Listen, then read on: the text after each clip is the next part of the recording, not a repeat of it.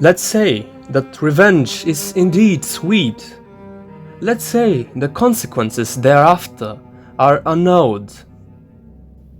The point is that you will still have to enact it. Enact revenge and strive towards that goal to a greater or lesser degree. And what if you don't reach that ultimate end? Where does all that hatred and vengeful wrath go? Does it just disappear?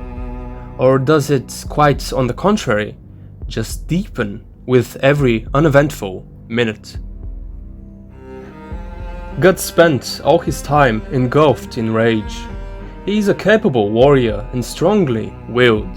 Gyts, as any human having been wronged, acted upon deep-rooted emotions and desires. No logic had place in his mind, except for the logic that could help his goal, be it battle strategy or methods to survive long enough.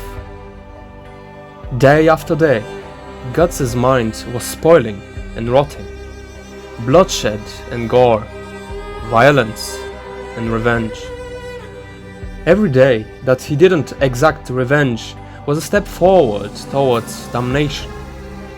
There truly were some occurrences when Gyts had the opportunity to fight Griffith, though he was always stopped by something.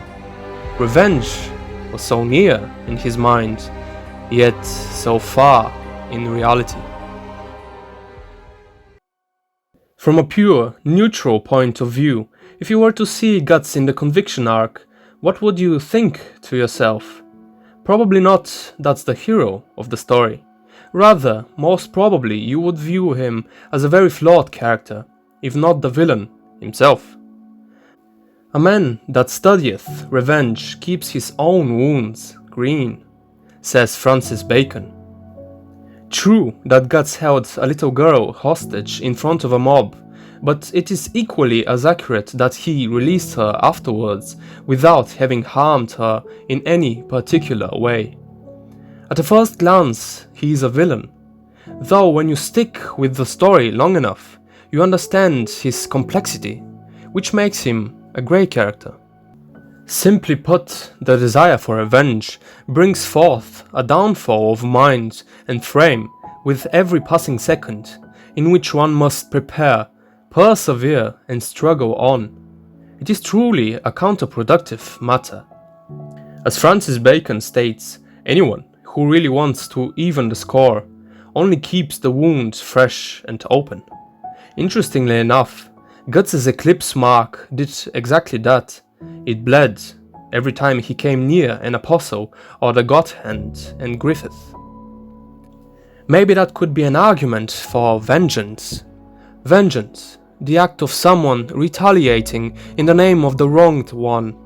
One might call it justice. Vengeance comes from a person who is not directly affected by the wrong deed, yet wants to instill some type of reprisal. Or even not only one person, but a whole group. Then the matter can be thought through better. Emotion might not play such a big part in it. Thus, it will not eat out the avenger while acting out on the pent-up rage.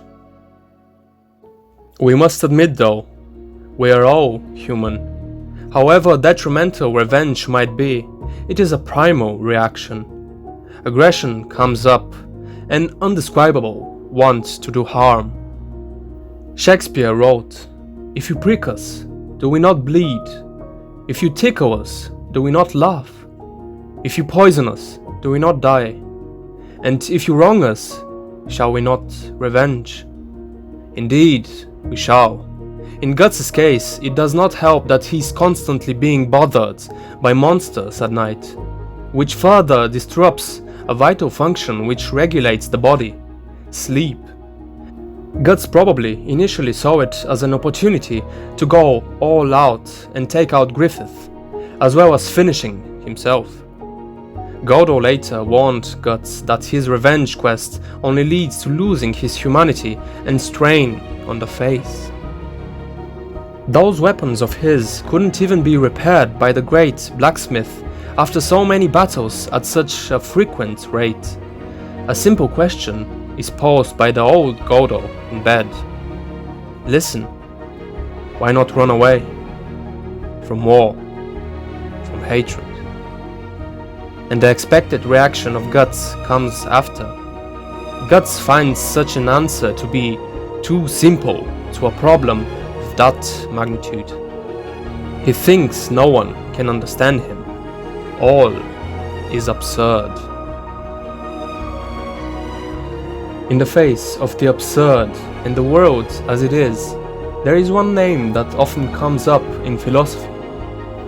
The Roman Emperor Marcus Aurelius, a Stoic, who wrote, "The best revenge is to be unlike him who performed the injury." That is what Gyts and Serpico talked about in the late chapters of the manga. They came to an agreement that humans shouldn't associate themselves with monsters in any way. Although the path of the Stoic is long and tedious, it pays off with excellence of patience, strength and fortitude. It became apparent how far Gyts had come, with him becoming more and more under control in the Berserker armor. And ultimately, in the face of the biggest of challenges, against Griffith. Berserk's story is one of morals, philosophy and revenge. Gyts is constantly being reminded of Griffith's betrayal. All is a test for Gyts, who must find peace in such an unforgiving and cruel world. He is inspiring for the fact being that Gyts only strives forward and struggles, and gradually finds ways to accept the world as it is and live a decent life with Casca and the other people around. And try to do that before burning his body to ash and let his mind rot because of the evil deeds of others and vile revenge.